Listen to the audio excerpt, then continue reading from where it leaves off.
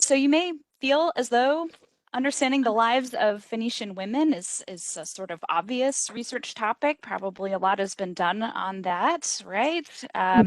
It should be, and that should represent 50 to 55% of Phoenicians. But in fact, if we survey the material on sort of academic scholarship on Phoenician women, you see quite quickly a resonating theme, which is that the present state of research is deeply unsatisfactory. And so I'm going to try to paint a picture of what I've started doing, my past research on the lives of women, where I'm hoping to go with this in future, and we'll see how this resolves. In particular, I want to quote a little of this most recent literature. I guess quoting is strange when you're translating from Italian, but we have another assessment from just this year. Interest in the study of women in Phoenician and Punic culture appears to be quite limited until the early 2000s, and the few dedicated scientific works have focused only on a handful of recurring themes, sometimes permeated with preconceptions derived from a prevalently androcentric vision. Sorry if that translation isn't super smooth, right? Man-centered vision that tends to leave women on the sidelines of historical and social reconstruction. In fact, until recently, there are very few investigations uh, in, that in the field of Phoenician and Punic studies have had the female world and more generally gender studies as a concrete objective. So my first talk for gender studies, I feel already like a bit of an imposter. But this is something we're going to re-examine. And just to back up a little bit, I want to make sure everyone knows who we're talking about and where my interventions fit. So when I talk about Levantine Phoenician individuals, I'm talking about the sort of heartland of Phoenician culture, and the idea that it is a place called Phoenicia is probably anachronistic at best. But we use this term linguistically and material culturally to designate the inhabitants of the coast of what is today Syria, Lebanon, and northern Israel, and their colonies throughout the Mediterranean world. So you can see those marked in green on this slide from Encyclopedia Britannica, a nice map of excavated sites with Phoenician or Punic culture. We call them Punic in the West. My focus as a scholar of the Levant is on that coastal region, Syria, Lebanon, and northern Israel, and I tend to focus my attention on the Iron Age II, Iron Age III, which is also called the Persian period, and the later stages, the Hellenistic period. And traditionally, these have been described as periods when Phoenicia is sort of at its height and then conquered by an empire, the Persian Empire, Achaemenid Persian Empire, which allows, on the one hand, a certain amount of domination, but on the other hand, encourages Phoenician merchants and city-states in their trade and wealth. And finally, the adoption of Greek writing in Phoenicia has led scholars of previous generations to talk about this as a period of assimilation. New scholars are talking about this as a period of Phoenician resistance. Interesting continuity of aspects of identity in those later periods. The Phoenicians are polytheistic. This means that they worship many different gods, and each city-state, each city along the coast, has its own sort of particular pantheon that it worships in terms of royal inscriptions, where we see the goddesses and gods showing up in monumental inscriptions. And we can call this sort of it's an extremely varied set of pantheons, but it's a limited range of god names. So most scholars have come down saying, you know what, we can ultimately talk about Phoenician religion. It doesn't look identical in every place, and there's no sort of centralized authority dictating what the orthodox way to worship Phoenician gods is, but we nevertheless see pretty consistent polytheistic pantheons. And some of those gods you'll see in the texts I'll talk about today include Ashtart, most important in all cities, Baal, which a name that shows up in our biblical texts sort of just means God, but this is an individual Phoenician god as far as we can tell. Eshmun, a god of healing. Tanit, a goddess associated with a lot of maritime practices, but it's getting more complicated than that as we learn more about her appearance in the homeland. But all of our study of Phoenician polytheism is complicated by Egyptian deity names that show up in these Phoenician areas, by divine epithets, that is, titles used in place of proper names, by toponyms attached to aspects of these deities, so Ashtart of a place, etc., and other variations in god names. So it's a challenge to sort out any clear picture of Phoenician polytheism, but that's my 1-minute summary. The bottom line is we have no long narrative literary or religious texts in the Phoenician language or where we might want to find them. And so I always like to play with this idea of a Phoenician Bible, right? That's sort of what I think a lot of scholars wish we had, imagine existed, even if they're not explicitly claiming that one was lost. I think it's just the way those who study antiquity wish we could talk about the myths, beliefs, and practices associated with Phoenician polytheism. Now, Josephine Crawley Quinn, in her blockbuster book, In Search of the Phoenicians, has done some sort of unpacking or deconstruction of some of our implicit ideas about Phoenicia. And she's concluded that basically what we have is organization in the Phoenician homeland in small city-states with weak political links and hierarchies. And she characterizes the literary situation or lack thereof in terms of a general cosmopolitan or eclectic approach to culture and language, including an apparent lack of Phoenician language, myth, literature, or genealogy at the level of the state. And so she actually characterizes Phoenicia as a post-literate culture, a culture that has access to the technology of writing, that probably has widespread basic literacy, but doesn't use that literacy in service of centralizing state or culture. And she bases a lot of this off the modern work on Southeast Asia, James Scott's The Art of Not Being Governed. So with this intriguing idea in mind, we can start to understand why the state of Phoenician study of culture, religion, and in particular things like gender roles is so basic at this moment. So my initial work on this subject started with my PhD at the University of Michigan, where I cataloged every burial that had already been excavated and published from this coastal region in the Iron Age 1 through 3, so the first millennium BCE, give or take a few hundred years. And I tried to separate that data according to regional city-state identity. In other words, not taking for granted that we would see any patterns shared across these micro regions of this territory.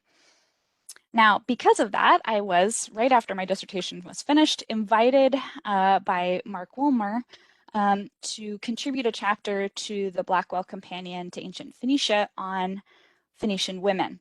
And at the time, I had written not a single word on the subject, and I had never taken a class on gender studies of any type in grad school. But I was a woman, and I think he had been given many rejections before me. And so I thought, maybe my database of burials is a great way to do this.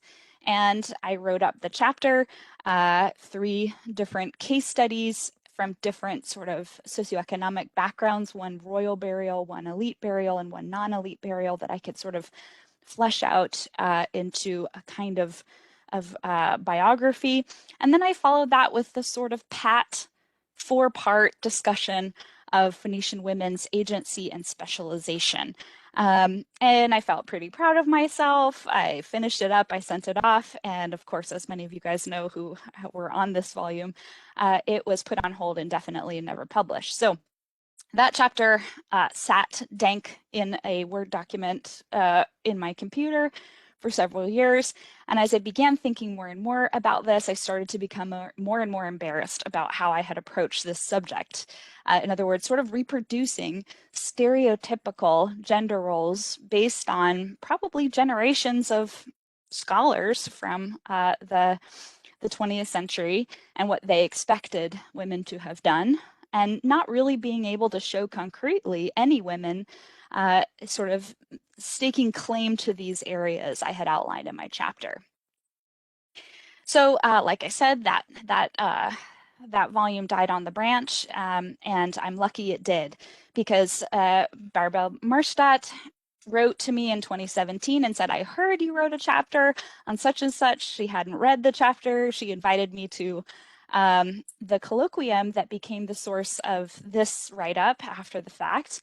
And it was only when this article was published a couple years later in 2019 that I learned that she had also invited tons of people who said no before inviting little old me. She says the most common reply to her invitation was, wow, this is an exotic topic. I wouldn't even know what to contribute. Or this topic is just too complex. There's nothing going on. There's no research. You'd have to start from scratch. But once again, me and my naivete had said yes, and I was actually given the place of prominence to present first, despite having almost nothing, no experience to speak about this. So in that talk, I outlined 7 working assumptions, sort of a methods paper. And I'll skim those 7 working assumptions first, just to show you where my thinking is and where I'm trying to go next. So this first working assumption was straight from my methods as a baby grad student, that Levantine Phoenician material deserves independent synthesis outside of comparative stuff from the Punic world, right? We all know the city of Carthage, it has something like 6,000 funerary inscriptions. We've got incredible archaeological remains because indeed Carthage was razed to the ground, which makes a nice preservation pod. But we deserve to look at the Levantine Phoenician material in its own terms and not stitch together Phoenician identity from these disparate elements. So yes, Nancy asks, what is Levantine? Apologies. Levantine is a terrible colonial word that comes from the French levant, meaning rising. It's the direction in which the sun rises if you're standing in France, which is east. So Levantine Phoenician coast I use to refer to that eastern coast of the Phoenician material, meaning what is Syria, Lebanon, and northern Israel. So the Levantine Phoenician sites are those in the homeland, the heartland, as opposed to those in North Africa or Spain or Sicily or Sardinia, where they set up colonies. Great question. Thank you. Yes, absolutely. We've got great colonial spies in the chat making comparisons. Yes. Okay, so the second 2 working assumptions I proposed at that time were I really wanted myself, speaking to myself, but also our field, to be explicit in every case about which women you're hoping to recover or interrogate, and to keep working to distinguish individual women from the social roles they played. So I spent more time on this in that sort of larger paper, but in short, right, we want to acknowledge that our sources depict different kinds of pictures of women. We have some sources depicting real women, that is, women in their homes, burials of their actual bodies, etc. We start quickly moving into how women wanted to be seen, idealized women in the form of stylized portraiture, inscriptions that are paid for by a woman, inscriptions made about women, figurines, masks, and other portable arts. And of course, I don't know what to call these, super women. I like it. Depictions of goddesses, which are often in the history of scholarship used as ciphers for understanding women in their societies. And Eddie literary accounts where a single woman is sort of used to stand in for ideas about Phoenician women more generally. And so with that kind of hanging in the background, a further step to take is to privilege emic evidence, that is, evidence that comes from Phoenicians themselves, these women in coastal Syria, Lebanon, and northern Israel, Palestine, privileging those emic sources and be explicit about where and why we want to bring in cultural comparanda from other places, etic comparanda, why we should adopt ideas from other cultures and say this is probably how Phoenicians did it too. And so in the particular case of Phoenician women, looking at the history of scholarship, we get a lot of comparative stuff brought in from basically 4 different regions in a period of about 2,000 years. So depending on who you are, depending on your training, depending on the argument you're trying to make, you might pull from our evidence from Ugarit, a late Bronze Age city-state in Syria that was destroyed at the collapse of the late Bronze Age, from Aegean women, either classical Athenian women or Bronze Age Aegean sites, Egyptian women, or neighboring Israelite or even Philistine women, but especially Israelite and Judahite women as depicted in the biblical texts. This is fun. It's a fun sandbox to play in, but it can be methodologically complicated to justify why this aspect of Israelite culture in the year 700 should be used in this case, and this aspect of Syrian culture in the year 1300 BCE should be used in this case. Of course, this is why we get so much focus on individual women mentioned in literary texts from the classical and Israelite worlds. So our most famous Phoenician woman is Jezebel, who's depicted in the Hebrew Bible as a princess of Sidon who marries a king of Israel and becomes queen of Israel. Even as recently as 2007, she's celebrated in sort of American pop lit as a harlot queen. It's always more complicated than that. But I think here as a corrective, we could look at Carol Meyer's 2013 piece in which she really lays it all out. Whenever we use Hebrew Bible as a comparative historical source, we have to remember these layers and layers and layers of complication in assessing the value of that source. Almost no one anymore argues that the Hebrew biblical texts were written down by anyone but male individuals, that these were mostly a product of priestly activity with some gender-based restrictions on who could become a priest in the Iron Age Israelite and Judaic cultures. Most of these texts have their origins in the royal court or in exiled courts. Most of them are concerned with national life or capital life, that is life at a capital city, not domestic realities. They are concerned mostly with the life of one atypical city, that is Jerusalem. I love that line in her article. And of course, they span almost 1,000 years in compositional history. Those of you guys who have taken my classes know an anthology of anthologies is how to think about that collection of texts. And so when it comes to Phoenician women and their depictions in the Hebrew Bible, we need to add the idea that these authors, these male courtly authors, are actively trying to distinguish Israel and Judah on the one hand from its Canaanite or Sidonian or Phoenician neighbors on the other hand, right? The whole point is to other those neighboring cultures, whether or not they share cultural features in our eyes. Whoops, I keep losing here we go. So we can look to, in particular, this is more of Carol Meyer's work. We can look to even internally within the artifacts from Israel and Judah, a contrast between depictions of women in the Hebrew Bible and artifactual or iconographical depictions of women. One of the most iconic elements of this are these drumming figurines, these pillar figurines holding what we think are drums, hand drums. And Dr. Myers, who's emeritus professor from Duke, has done a lot of work on these in particular. But she argues that this hand drum is an instrument specific to female drummers, female musicians. And she argues that the frequent claim that women did not take part in public religious occasions in ancient Israel, this is based in Hebrew biblical texts, needs to be contested in light of readings that take extra biblical artifactual evidence like these figurines into account. In addition, recognizing the existence of women's performance traditions allows us to acknowledge that women had the benefit of participating together in professional associations. And she's, This is actually from a popular piece available freely online, but she's done very in-depth study from a more academic perspective as well. So this raises just a quick footnote I wanted to add, because Dr. Matthews very kindly found this lovely image for my talk flyer.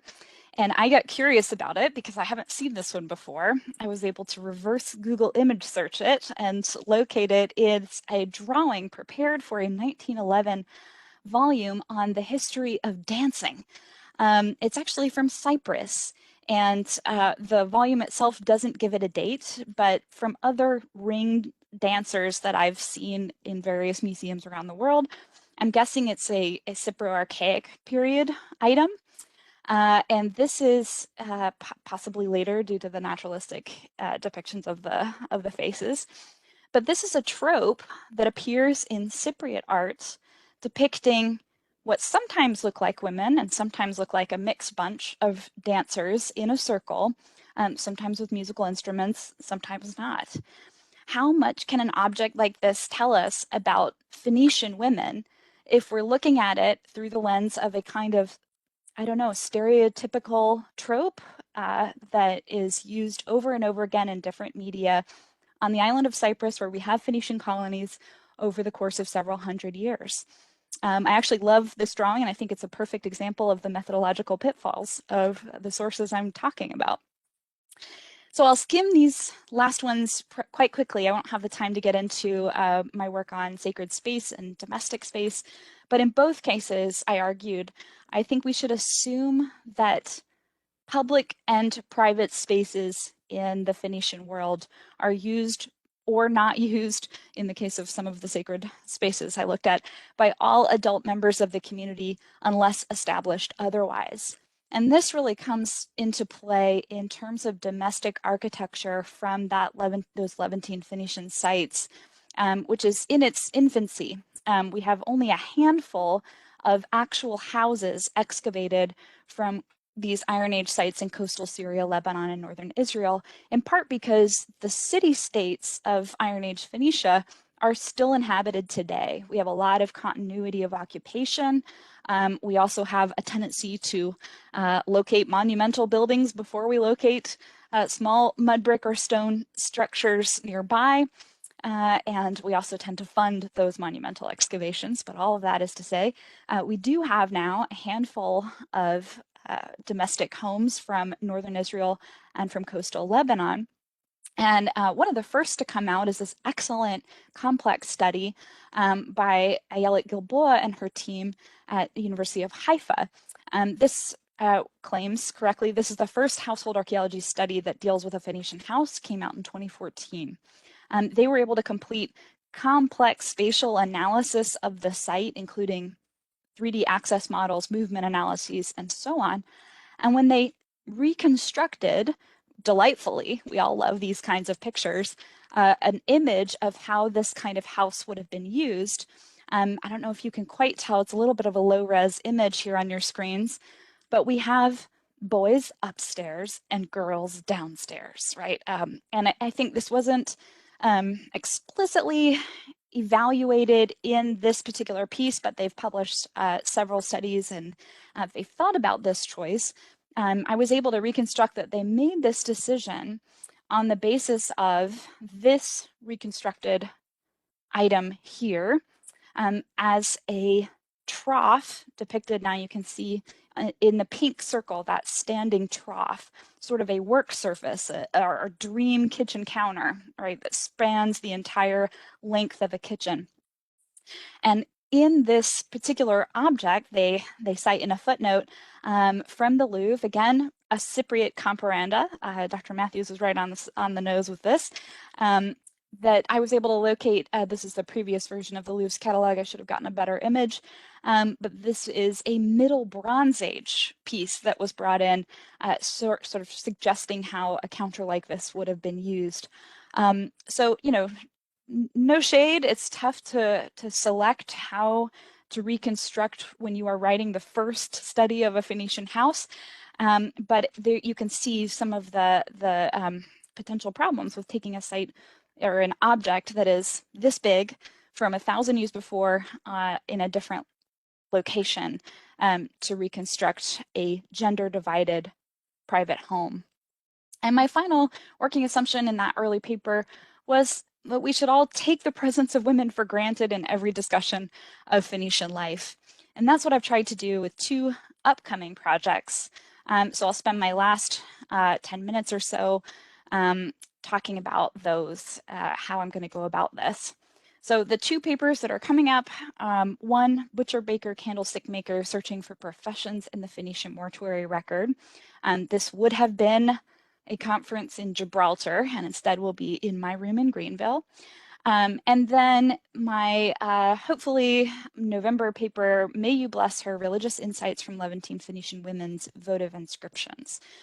So since we're sort of, rushed for time, I'm just going to be looking at this methodologically and giving you a few kind of juicy bite-sized pieces of data to show you the kinds of stuff we're working with. But I do have to start with something kind of technical.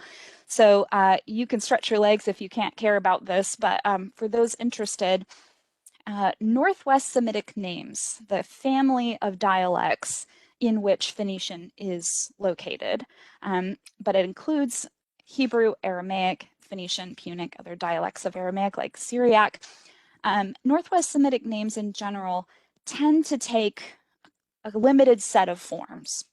And one of the more common forms of Semitic names is what scholars call the theophoric name. That is literally made from a god's name. And these sentences can take many different forms, but the idea is the child is named at birth by a full sentence that is pronounced together as a name. And that name might be something about the god, and that name might be something about the child in relation to the god. So a name like servant of Eshmun refers to the child as a servant, a dedicant of Eshmun. Probably didn't mean anything specific, no real claims. My guess is that these names just run in families. You tend to use the ones that have been around that you like the sound of, etc.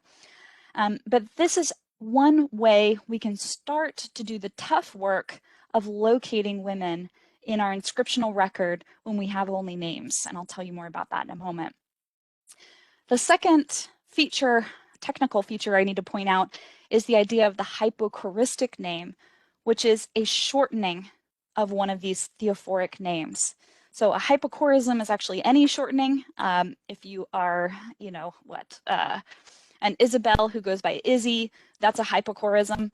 But in terms of Northwest Semitic prosopography, the study of personal names, a hypochoristic name removes one of the elements of a full sentence here. Oh, excellent. Thank you. If you guys are looking at the chat, you'll get some great extra context about how names work even today. We still have a lot of this going on today in Arabic. Yeah, excellent. Absolutely, we've got some of this going on in ancient Egypt, and you'll see, in fact, this name, something like Pat Isi. This is a Phoenician name. It's used by a Phoenician, but it means Isis gives. It's actually a sort of Egyptianizing name. I actually think Phoenicians worshipped Isis and didn't think twice about it, but that's for neither here nor there. So with this in mind, that we have sentence-based names that sometimes refer to the child and therefore might mark its gender. And on the other hand, we have shortened names that might come from that same idea of sentence-based names, but miss one of those elements. So Garata, another very common female name in Phoenician, servant of, you know the one, some deity, you know the one. Knowing this about how names work, we can start to pay attention to those names that say something about the child and therefore might have agreement in a gender-marked language with the gender of the child. So in particular, I will introduce you to my methodological idea here. I have been talking about these names as F-marked names. It's awkward, but I started calling these women and realized very quickly We are absolutely missing many women because they do not have names marked by a feminine gender marker. And we also don't know anything about gender roles. In fact, that's what we're trying to find out in terms of selection of names, whether you could change your gender presentation, whether there were more than one ways of presenting gender, etc. So if we are looking for women in the Phoenician inscriptional record, we are looking at personal names for elements that might be marked by gender. We are also looking at inscriptions that might say someone is the son versus the daughter of someone, of some parent. We might find inscriptions that say someone is the wife of or the husband of someone else. And finally, we might see professions that use gendered endings, right? So even in English, we have priest and priestess. And that kind of distinction might show us someone we can isolate as perhaps a Phoenician woman. But what I've been talking about them as is F-marked names, that is, names marked with a feminine element, a feminized element. And I mean this morphologically. So I'm sorry if this is getting a little technical. I will play this out in examples. So taking a small subset, just the Iron Age stele published in Ellen Sader's 2005 work, which isn't actually all Iron Age stele or sort of pre-Hellenistic Iron Age stele from the Levantine coast. But these are 62 well-studied, well-published funerary stele. In that small little corpus, we have 23 mortuary stele that have no inscription at all, that just have an image. We have 10 inscriptions that have one of these F-marked, feminine marked features that probably indicate a woman. We have 14 that are explicitly what I'm calling M-marked, masculine marked. That is, they call them the son of someone, or they mark this person by another masculinized modifier. 15 of these inscriptions are not marked, can't be certainly indicated as men or women. And absolutely, Sammy's got some great linguistic dialogue going on in the chat if anyone wants to think about this even further. So again, remember, this isn't just a tav ending. This is in conjunction with other markers of social status and profession, as I'll say. So this group of 15 have historically been described by scholars as men, right? Well, we have 10 women in the record, and these other 29 are men. But I'd like to leave that door open. I want to inquire about those that are marked with some other feature of a feminine identity or a masculine identity in these linguistic morphological senses. Now, that is a super small n number, n of 62, not statistically very significant, but it is consistent with the larger Phoenician and Punic language corpus where this has been counted. So again, looking just at Carthage, just at this 300 years of votive and mortuary inscription data, this recent study, or 1999 study by Ferriali, says that there are around 6,000 total votive and mortuary inscriptions, and about 13% of them, 766, I have not checked his work, also contain names that were marked at the time as women's names. And so that percentage, 13%, is really not out of line with the 16% of our much smaller sample size from Lebanon. I'm pretty confident about that not being a super skewed site for burial. So my three sort of remaining questions that I'll just sort of shoot through and give you an example for each. What social relationships or network information is therefore available with these F-marked grave stele, these possible women? How are they presented? If we're just looking at that corpus, we see some interesting patterns. First, that 4 out of the 10, right, again, very small numbers, just give their name, and that's how their gravestones work. This is for a woman. Here's her name. Another 5 are listed as the daughter of someone, and one more is listed only as the wife of someone. Right, so in that corpus of 10, a preference between, sort of having just your name standalone, and 4 out of 5 offer the daughter of a male name. So this is a very common example. This is how junky they can be. This is for Kalbat, daughter of Absakon. This is a woman, daughter of a man, or at least an unmarked name. And this particular stele is a great simple example of how these can look. And in fact, when we have an image in our one example of an image that shows the deceased along with an inscription, it's clear that when a woman gives her patronym, says daughter of a masculine name, that daughter is not necessarily young, which has been suggested. It is often a full adult, right? This would have been a way of identifying yourself in your community, just like in several other cultures in the Iron Age, you and giving one parent's name. So there's that small inscription there. It's sort of hard to see, but you have a fully formed adult woman standing upright under a beautiful Uraeus sun disk, winged sun disk above. However, in one case from Lebanon, we have a woman, daughter of an F-marked name, another woman. So she's giving her matronym instead of her patronym. This is the daughter of the well-known woman so-and-so, perhaps. Previous scholars have suggested when these examples come across that this means this person was born out of wedlock. I see no reason to suggest that. I think this could very well be a personal choice to mark yourself by your matronymic line instead of by your patronymic line, and this might have some regional variation as well once I dig into the data. In cases where we have dedicated stele for 2 married individuals, we have 3 of these exemplars from Ahmed. We have an interesting tendency to show married couples, in this case, probably upper class, probably religiously significant roles in the community, as a tall masculine figure and a shorter figure.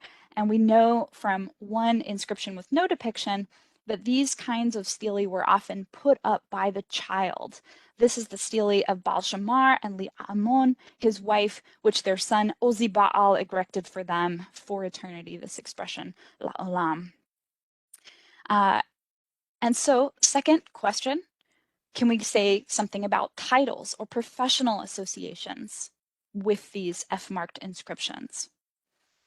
Well, we can say the one most consistent title marking F-marked names, and perhaps the dominant one in the entire corpus, although I haven't run all of these numbers yet, is the marker of a priestess. We get this title with women's names quite often, and it's one of the very few titles we get. Religious titles that aren't necessarily the marker of a full-time professional priestess, but might indicate a social role in the community. There are a couple of exceptions that sort of prove the rule. The sarcophagus of Eshmunazar mentions the mother of the king, who is described as a queen, Malkat, in addition to being a priestess of Ashtart. We have one cinerary urn, which is actually quite charming. This is the gathering together of the cremated remains of Gerat Milk, who is described as priestess of Ashtart Hor, which might mean Ashtar of Hor, might mean Ashtart of the window, depending on which epigrapher you like, whose bones were collected by Ito Baal. We mourn her, right? A little grieving line there on this inscribed cinerary urn. So again, a specific kind of priestess, but a kohanat nevertheless. And finally, another example, I had to go all the way to Carthage to get another professional title, and this one has been heavily debated. So again, an exception that proves the rule. The tomb of Shibolat, merchant of the city. And in fact, there are plenty of scholars, especially early generation scholars, who wanted to make this into a cultic title as well. She can't possibly be a merchant. She must be some specialized cultic functionary. So there's still work to be done on professional titles, but these are two leads, two examples outside of that Kohanat. And finally, what other kinds of religious information is available if we're looking at this microcorpus of F-marked inscriptions or depictions? And I would argue there is a lot more to be done than has been done. We can actually talk about the specific idealized depictions of women on their mortuary stele or funerary containers like sarcophagi, precisely because they represent some not portrait of the woman, but idea of a pious wife or idea of a pious daughter, and what that would mean in terms of iconography. We can also look at gifts given to the gods by Phoenician women by F-marked names, like this ivory box, a complicated example, actually found from the Nanarningal temple in Ur, where it may have been taken by an Assyrian military fellow who looted a Phoenician temple and took it home to give to his own gods back in the heartland of Assyria. This is an ivory box. It's actually quite small, 11 by 5 centimeters, give or take, which Amat Baal, daughter of Pat Isi, servant of our Lord, gave to Ashtart, her lady. May you bless her in her days. So this is one of a handful of votives given by Phoenician women. And finally, some of this extra interesting iconographical stuff that has no parallels. So I haven't seen anyone analyze this image yet. I think there's some interesting stuff to be done, but it's a one-off, and so it's scary to publish on these things. But here is at the bottom of a woman's mortuary stele, the depiction of two naked women holding jugs of water, watering a papyrus plant. Now, we don't have a myth about divine waterers of papyrus or creation through papyrus because we have no myths at all from this period. But what a fascinating little snapshot into what might have been going on for this woman, such that she wanted to represent this little vignette in her, in her exit from this life. So I will close.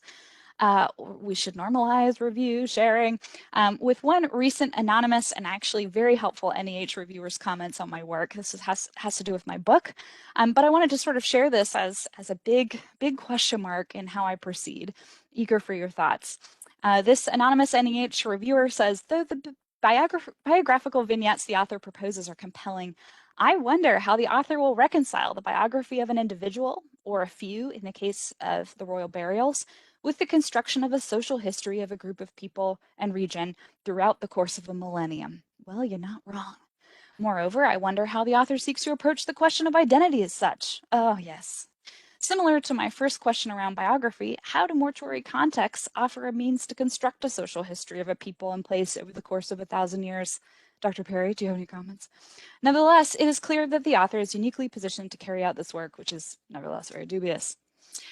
So with a little self-deprecation, that's where I'm at in my discussion of the sources for Phoenician women's lives. It's a challenge and it's a pleasure, and I look forward to hearing your suggestions and thoughts and also reading this very active chat. Thank you for your participation. Thank you, Helen. That was great and a lot to think about and talk about. And I have appreciated the chat too. As someone who doesn't know much about this area, I've learned something from it already. So I want to open it up to questions. If anybody wants to unmute and ask a question or put one in the chat. Katie, I see Katie Ford has, oh, never mind, you're applauding. I'm sorry. Anybody have a question? Yes, students are welcome. Please, no question is too basic or too advanced. If it's too advanced, I'll just say I don't know. Mm-hmm.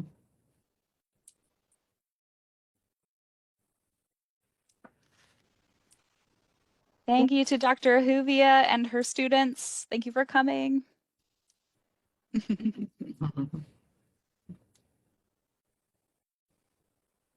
Hi, this is Mary Laura Papolis. I have a question if no one. Hi, Helen. This is a great talk. Really fascinating. And I'm jumping in since no one else has a question because I wonder if this is just kind of was a detail of your talk that intrigued me because I work on early 20th century stuff. And I was fascinated by the magazine picture or the picture of the women from that 1911 article. Yeah. Um, and I was wondering where, if you know where that article was published It's and a what it's sort a of. it is a book on the history of dance, but it is quite small and it has actually been completely digitized, like it's out of copyright. So it's available on a website that I think is kind of misleadingly called Bulfinch's Mythology, but tries to pull together a lot of this sort of um, late 19th, early 20th century thinking on comparative mythology. So it's beautiful. It worked well for for Google image reverse search because they've added all of the illustrations with the original captions there. So if you shoot me an email, I'll put my email in the chat. I'd be happy to actually send you the link, but it should be easy to find. That would be great. Thank you Yeah, so much. yeah. I just have a comment, Helen. This is Megan. Hi. Hi. So the physical anthropology meetings are now, it's biological anthropology, are going on right Congratulations. now. Yeah. Thanks. Yay, no more racism, right? Yeah. That's not likely. But anyway, there's a colleague of mine, Chris Stantis, was a postdoc scholar at Bournemouth in the UK. And she's doing a lot of work on Bronze Age burials from Phoenicia, essentially from Lebanon. And I was thinking you two should maybe like hook up and share her data, what she's finding with sort of how she can sort of answer questions based on the skeletal analyses and stuff that she's doing. So I can send you her email and let's That would have it be up to date. fantastic. Do you Okay. happen to know if she's referring to them as Canaanite? I don't remember. Okay. Yeah, Why? it's just out of curiosity, I'm wondering where the field is. There's such a stark divide between physical remains excavated from our Iron Age sites, which are all quite old, in fact, dating some to the 1860s, right? The kinds of excavations we have include, yeah, like you saw some of those line drawings. A dotted line is the spine, and yeah. And the Bronze Age sites, like at Saida in modern Lebanon, southern Lebanon, where we have these incredible, what they call warrior burials, being studied very well by expert. I mean, we've got such better publications. Yeah, She's been looking at some of the warrior burials and really that's critiquing great. that, actually. Yeah. And I think that yeah, we have folks in the chat saying yes, we're Canaanites. I think that Bronze Age material is going to be key to answering a lot of questions we have about the Iron Age, and that how much continuity or discontinuity is there across that collapse in various regions, but also in terms of actually being able to sex skeletons, actually being able to look at some of this isotopic, how far are people coming from, et cetera. I remain skeptical that genetics will tell us anything interesting about Mediterranean populations since we've got so much interconnection going on, but I'd love to be in touch. It's such an exciting moment in that subfield. Yeah. Okay, I'll Thank definitely you. send you her info. Thanks. I see some hands, Holly. Should I call on people or? Yes, go ahead if you can see them. Yeah, I'm sorry I didn't notice who's in what order, but Hanan, are you available to unmute? Yep, yep, I'm here. Hi. Hi, Helen. First of all, congratulations on this exciting topic. It's about time, what's happening with the world to start talking about, Phoenician women. Amen. And yeah, amen, indeed. Just to jump in on what Megan said, yes, indeed, both Chris Stanton and Nina Maren are working on the on anthropological remains from Lebanon, and this is with the ERC project on the origins of the Hyksos. Oh, And yes, that's great. yes, and so they will write within this project. They have their books coming up, and of course, like what you know with the Director General of Antiquities in Lebanon, that the preliminary report has to be published in BAL first, and they submitted it already, and Wow. so we should be seeing it coming, being published probably in the next 3 years in BAL, and then again in the ERC project. And being involved in a part of it because of the material, the bone material from Arqa Tal Arqa, which is ancient Irkata in northern Lebanon. And we have about 30 burial. We contributed 30 burial. Actually, they have a lot to say. Great. And not about the ethnicity, but more about the mobility of Yes. these populations. So that's also another angle that is worth considering. Wait, which one? Fantastic to hear. Ar'a? Arqa, Arqa. Who's in And charge of the excavations? well, the excavation stopped in 2014, and the excavation project also was halted in 2017 because of the death of the excavator, Jean-Paul Talman.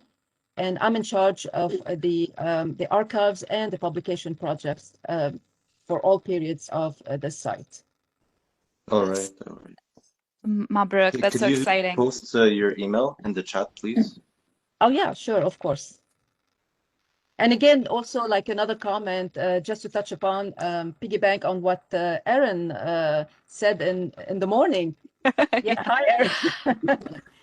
Yeah, so I mean, again, the household and then the role of women in the Phoenician cities. It's special, especially for mainland Phoenicia. We know very little about these.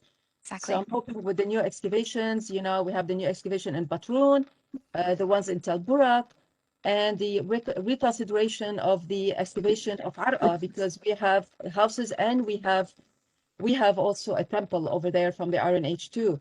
So we hope that we will be able to contribute something on this topic.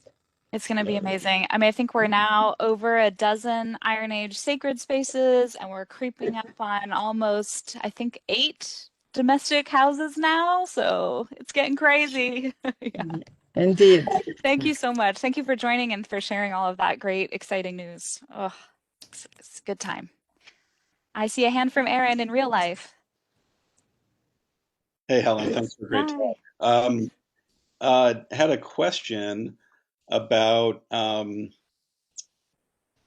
you view gender in archaeology, and if those sorts of theoretical resources have been helpful, and how you would critique them. Yeah, an entire subfield.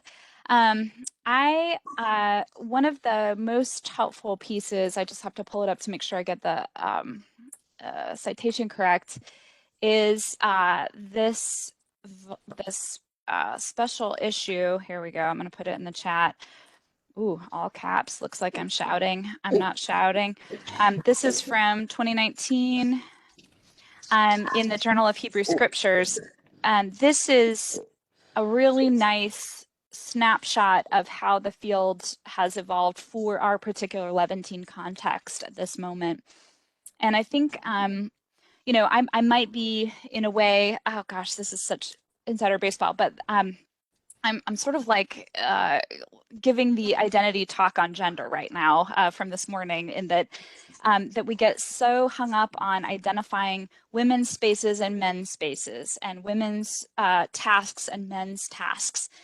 And in cosmopolitan, urban, coastal facing cities, I think Dr. Morstadt is correct that the stereotype of the trader, the maritime trader, the sailor, who we all think of in America, especially as like a 25-year-old man with a little flat hat, right? That really is insidious in trying to sort out how to read gender in our particular archaeological context.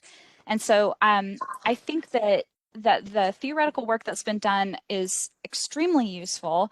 But of course, for most places, they're dealing with so much more data. So the stuff that I get really excited about is the material from Attica, gender theory as applied to Attica and the classical Greek world.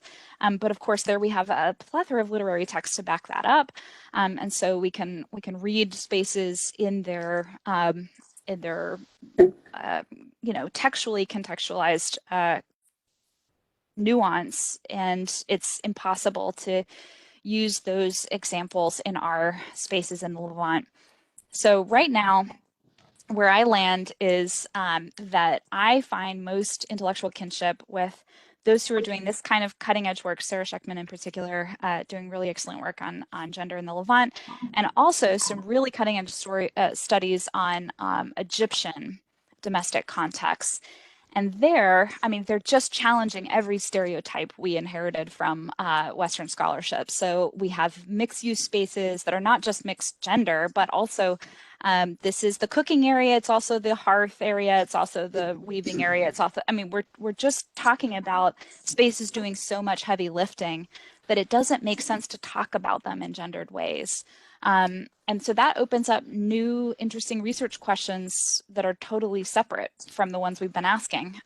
So it feels like it can open a stalemate, but it will take looking site by site. Okay, here's the Achaemenid period port in, you know, Arwad or whatever. What do we do with these structures? So sorry, that was both too specific and too broad, but. No, thank you for that, okay. for the reply. I mean, I think actually the most important thing is that we're asking the questions, right? Yes. Yeah. I mean, these questions have been ignored for decades or have been placed in such stereotypical fashion that either modern biases or ancient biases are put forward as fact instead of as a bias. That's right. So thank you for your work and keep it up. Thank you. I see a hand from Randy. Yeah, thank you. This was very interesting. So to kind of follow up on the gender question, and this may be naive because of my ignorance of Phoenician archaeology, but are there any patterning in terms of burial grave goods in between males and females, or even you mentioned elite versus commoners in women? Has any of that been worked out or done? Oh man, that's how I got started on this to begin with. In my database of Phoenician burials, I reproduced excavators' identifications. And when you look at excavators' identifications, you know, they say, wow, here's a woman's grave. It has these wonderful kohl eyeliner things, and it's got this marvelous makeup, and it has all of these bracelets. And then you slowly start realizing, oh, the bracelets and the makeup is why they identified it as a woman. It's not correlation, it's absolutely projection. And so no sexing of skeletons was even attempted. A lot of physical remains were eliminated. Yeah, we've got we've got Megan screaming in the chat. It's totally circular. And so after finishing my dissertation and being like, oh, oops, I started to rethink like, well, how are there any excavations where sexing of skeletons was done where the physical remains are still available for study in some, you know, Deja trailer somewhere.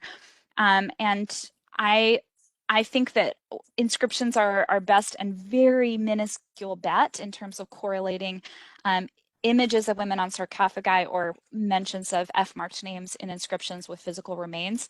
And that's what I'm just beginning. So I don't mean to say we're at zero information, but I remain skeptical of a lot of the information that's out there. Right. Yeah.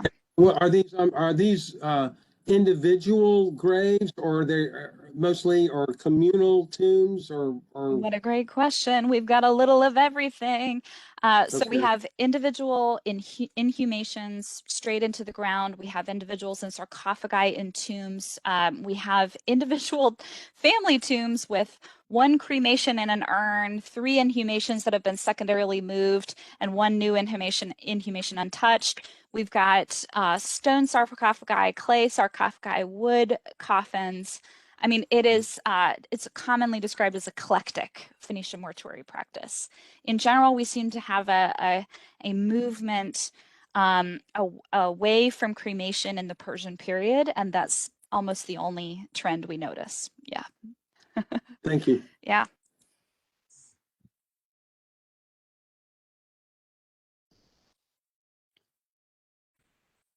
Oh, I see. Holly is trying to speak. We are kind of at 1 o'clock. Should I Just address gonna say, anything in the if chat or? anyone else has a question, we're about out of time, but we could take one more. I saw one from a student of mine in the chat. I wonder if power in Phoenicia ever shifted from the Levant over to the colonies, especially around Carthage. Was Phoenicia concerned with the same turbulence with Anatolia, Egypt, and in Assyria that the Israelites were. Ooh, look who's been doing some history.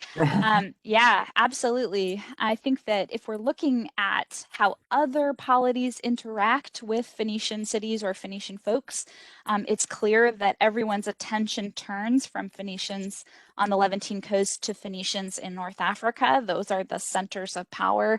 And in fact, Carthage actually ends up sending out colonies of its own, sort of second generation. But I think when we're looking on the ground at those Levantine cities, we have absolute thriving into these periods. They're doing a great job of avoiding being too heavily controlled, of sort of playing one of these powers off another, and of making all kinds of money in the process. So I think it's fun to look both at the global Mediterranean and then zoom back in on this region and say, well, they seem to be doing fine. Yeah. Well, Helen, thank you so much. I know people have classes and things they need to go to, but we really appreciate it. It was fascinating. And I think we had so much good comment from the audience from all over. And that I learned a lot just reading their comments in the chat. So thank you to everyone. Yes. Thank you all for coming from ECU folks to specialists to students. Thank you. And Sammy, I see your name. If you'd like to stay on, I'd be happy to chat a little bit further and meet you in person as well. You contributed so much to the chat. So Give you a virtual round of applause. thank you. Thank you, everybody. Bye, everyone.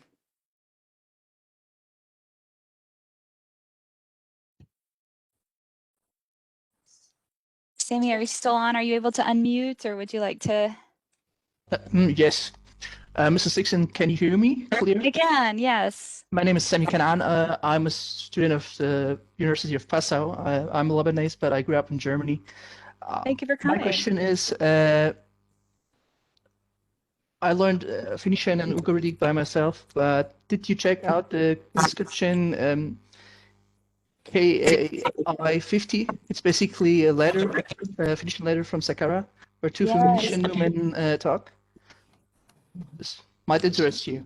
Or the other inscription K11, where it's about Bit Nomad or Bath Noam, from a Biblian queen. These might interest him. Did you already check this out? Yeah, you're spot on. So the Bat Noam inscription KAI-11 is one that I just had to skim. She's my favorite Phoenician burial, but she's one of the case studies I started with in my original discussion. She's the royal example because of how fascinating that inscription is, describing her bridled, just the way the royal women before her were in her tomb. It's beautiful. And KAI-50 is a fascinating one. I love this diaspora community of Phoenicians living in Egypt, right? Like going about their business. The question is, again, if I'm highlighting studying those Levantine examples on their own, how much time do I spend on Cypriot examples and Egyptian examples and so on? So I'm sure it'll weave itself in because it's one of those unique inscription. It's a letter, yeah. But it is a diaspora community. It's a kind of I don't know if we call it a colony, but yeah, I think it's your thinking is right where mine is. Thank you so much, and especially your last name, Kanani, right? You're representing these folks. As my real family, my grandfather is from Baalbek. Wow. I myself, for a computer game, I had to collect a number of female names of Phoenician. It was for a particracy, and I kind of get 50 names. This was a requirement, and I kind of then had could make some self-study and check out the names.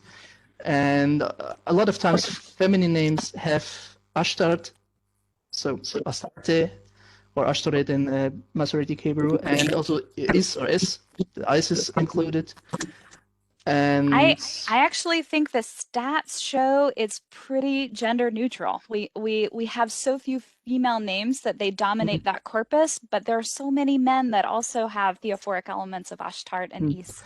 No, not just among the females. I have this trend that Ashtart and Isis are very popular among the females. That's true. While Melkart is kind of not so popular, and then there are some names with have this Milkort Yep. or a milk element, but they are more from Carthage. But I cannot say which god is meant with milk. It means queen, but it could be Tinit, Tanit. Exactly. That milk element is it's a real sticking point. Is it an epithet? Is it a god's name? I think there have been plenty of proposed a minor god milk or something. I don't know. Yeah. Oh, that's cool that you had that project. I'm really Not the amount intrigued. is for me. I thought, oh, it would be easy 10, and then it says get 50 names of professions and get 50 female names and get 50 male names. So I also kind of figure out what the jobs of these females were. Oftentimes they were priestess. But this one inscription you already showed, where this Shubal is a trader, or from a Maybe. trade ship. You Yeah. can read it as Sukhert or Sukhrut, as a trade ship. But I believe there were more professions, but they are not all attested because most inscriptions are very short. Exactly. Me too. That's just where I'm thinking. It's a shame, but we do what we can with the sources we have. I think in the future we will get something more if you dig more the main cities of Lebanon. Yeah. Let's hope. Fingers crossed. I'm so jealous on Ugaritic with this whole big text. You and me both. Thank you so much. Anybody else want to chat further? Shall we say adieu? Thank you, Helen. All right. Bye. Thanks, everybody. Have a great afternoon. Bye, Ashley.